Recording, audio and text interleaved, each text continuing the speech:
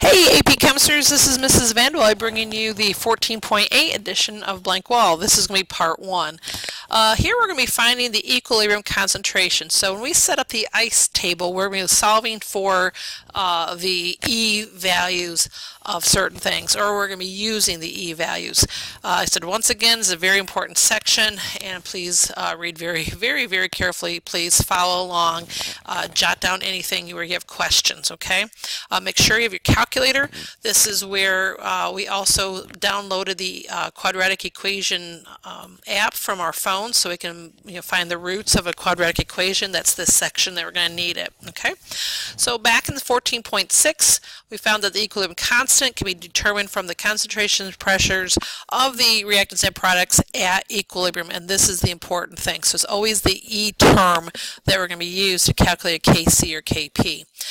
So what's different this section, we're going to be finding the equilibrium concentrations when the constant and all but one of the concentrations of the reactants and products are known. That's the first part. And the second part is where you will need your quadratic equation calculator for, is where you have the equilibrium concentrations where the constant and the initial concentrations are known. And that's going to be a different, a different procedure here. So the first part is where we begin, and this is just really using algebra skills, and that's going to be down here. So finding the equilibrium concentrations from the equilibrium constant and all but one of the equilibrium concentrations. All right, so make sure you use your law of mass action. You're going to do that all the time. You're going to get kind of tired of doing it maybe. And you're going to be solving for your unknown value. So what's happening here, we have an equation given the equilibrium concentrations and given the C value, or the Kc value, excuse me, is 2. And how do we solve this? Well, here's my ICE table, and notice I don't fill out anything besides the E. That's the important part anyway. So they told me the equilibrium concentration of COF2 is 0.255, 0.188 for CF4, and I do not know carbon dioxide. Is it okay that I don't have the rest of it filled out? Of course, this is the line you need. So if I fill out the law of mass action, I know you can do that. Go ahead. This is what I got. And now I just plug in all my known values. I know what Kc is. I don't know what CO2 is. I know what CF4 is, and I know what COF2 is. And I have to square that, of course. And so when you do your math, you don't need the quadratic. It's just solving for x. So I multiplied 0.255 squared by 2 divided by 0.188, and see if you get this number too. I hope you do. So what does x mean? Go back, and this is an important skill that you'll have to go back and do. What did you define x as? And you'll have to do this from now on as long as we're doing equilibrium. How did you define x? So important. So x, I look over here, I defined it as the equilibrium concentration of CO2, and that is what they're being asked for. So that is my final answer. CO2 is equal to x, which is 0.692 molar. Okay, so let's take a look at the next question. Diatomic iodine decomposes at a high temperature to form iodine atoms according to the following reaction. In the equilibrium mixture, the concentration of I2 is 0.10. What is the equilibrium concentration of I? Folks, we set it up identical as the one before. Why don't you work this one out and see how you do? So pause this, do it, and then check your answers. So this is what I came up with. Hope you can follow along. I set up my ICE table. I put my initial concentration of I2 here. Notice I put a 2x here. Why 2x? Because I have a coefficient of 2 here. So I made this a 2x. Get that in a good habit. You could have used just x and get the exact same answer, but I'm trying to give you good habits right now. So whatever your coefficient is, that's what you're going to bring down. Okay, so this is going to be a 2x here. So I went ahead, and here's my law of mass action. I plugged in my known values. 0.011 is equal to quantity 2x squared over 0.10. Notice what I did here. Very important. What is the quantity 2x squared? It is 4x squared.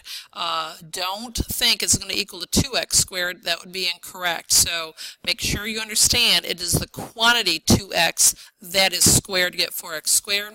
Then I multiplied both sides by 0.10, divided by 4, and then took the square root, and I got 0.0166. Then over here, I went back and said, what am I looking for? I'm looking for I, which is 2x, and that is 0.033 molar. All right, so that's how you'd go about doing that problem. Okay, so let's see the next page. Okay, so this is where you are having the equilibrium constant, you know that, and you know the initial concentrations or pressures. Okay, you know the initial. What did we do on the page before? We knew the equilibriums. This is not the same one. Here we know the initial. So this is how you do it. Write out the balance equation, list your initial, write the equation expression using the law of mass action, calculate Q, determine if it's going to shift right or shift left, and why is that important? You have to know if you're going to add or subtract from both sides. Define the change needed to reach equilibrium. This is your plus 2x plus x minus x, how we did. This is your C in your BCA. This is your C in your ICE table. Substitute and then solve for your unknown and then check to make sure that they give you the correct K value. Okay, so here is an example. Make it easy. A equals 2b, and here's my Kc value. Okay, so here's my step one. I write down my balance equation, and then I fill out my ICE table. And why this is an arrow, this should be a line. And here's my initial concentrations. A is 1 and B is 0.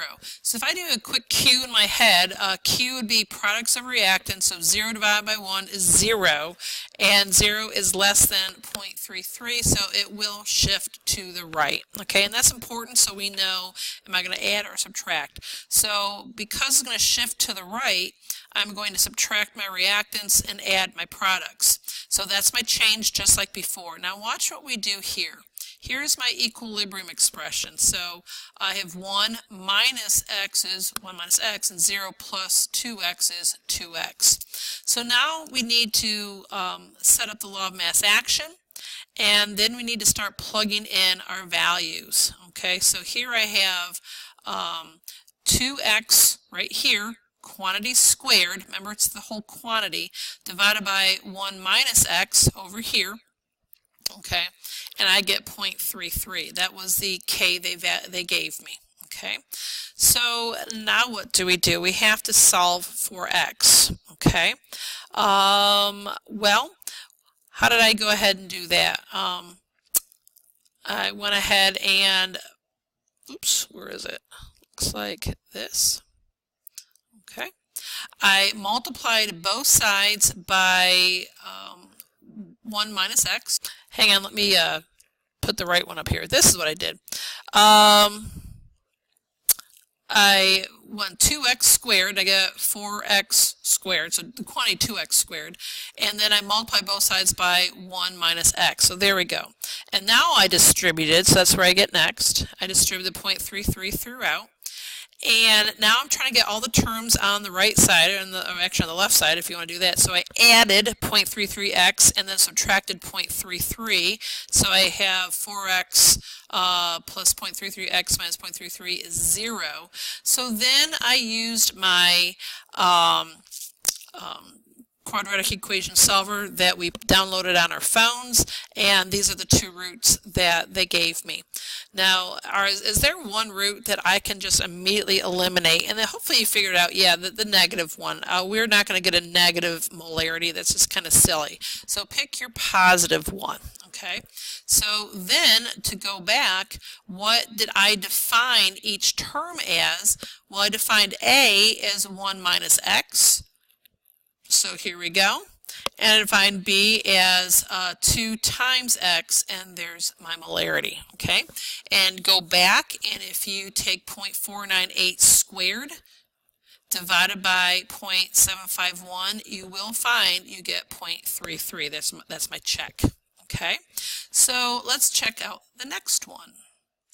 Now you're going to see that this problem is a little bit easier. You actually don't need to use the quadratic equation for this one, and I'll show you why. So again, step one, I wrote down my balanced equation. Step two, I fill out my ice table. Notice that my two initial concentrations of N2 and O2 are identical.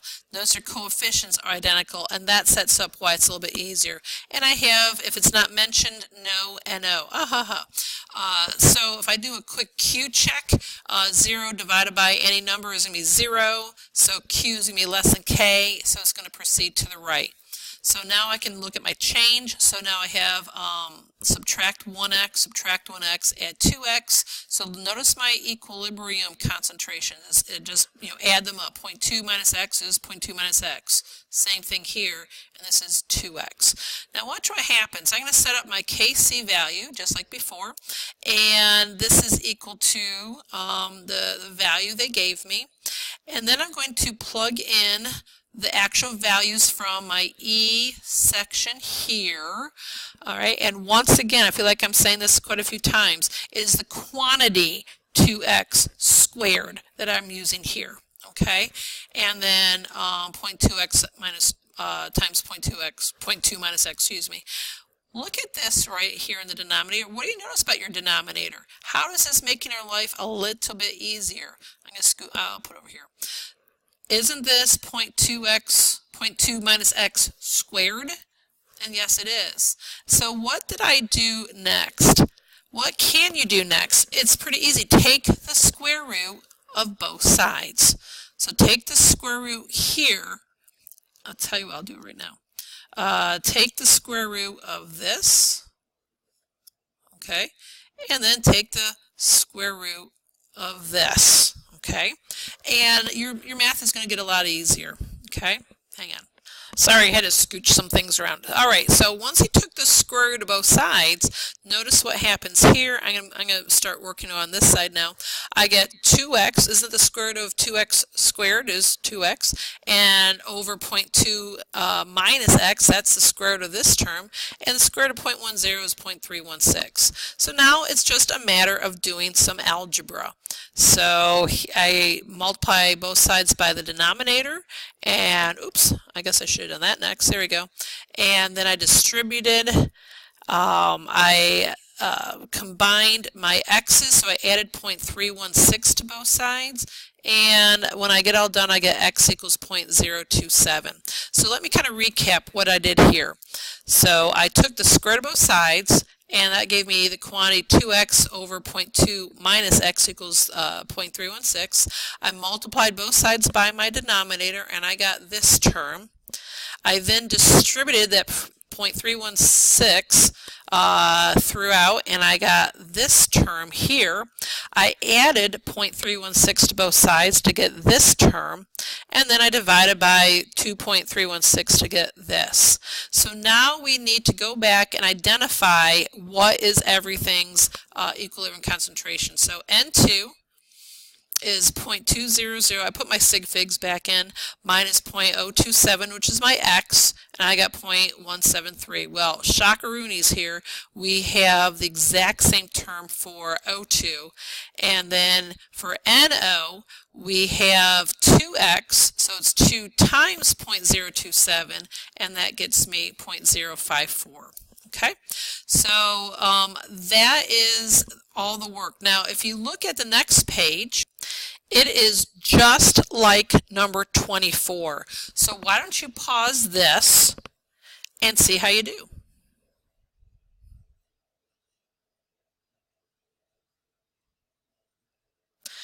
So here's my equation.